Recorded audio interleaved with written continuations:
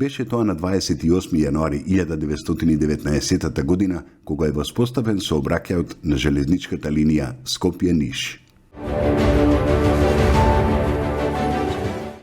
На 28. јануари 1945 година во Скопје е отворена првата градинка во Македонија за престој на деца од 4 до 7 годишна возраст, на кои им беа обезбедени храна и воспитување преку денот, додека нивните родители беа на работа.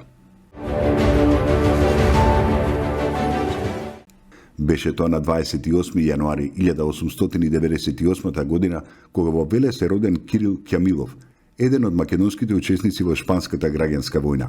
Умре во Скопје на 8. септември 1976 година. На 28. јануари 1928 година е роден Славко Милосавлевски, бил активен учесник во НОБ од 1941 година. За време на војната вршел разни политички должности, а на крајот на војната го затекнал како член на бригаден комитет на Комунистичката партија на Југославија. Носител е на партизанска споменица 1941. Во периодот од 1957 до 1958 година бил председател на општина Тетово. По воведувањето на политичкиот плурализам учествувал во формирањето на Социјалдемократската партија на Македонија и бил избран за нејзин прв председател.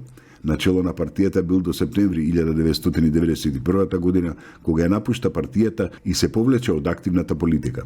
По осамостојувањето на Република Македонија, одреден период бил македонски амбасадор во Сојузна Република Југославија. Починал на 14. октомври 2012 година во Вратница, Тетовско.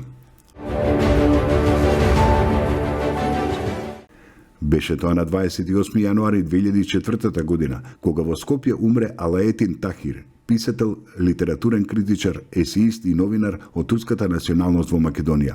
Автор е на книгите Апартман 18 и Портрет.